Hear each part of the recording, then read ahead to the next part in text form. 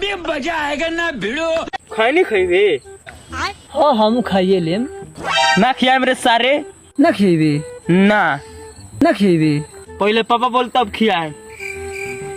पापा लो बेटा निकाल लो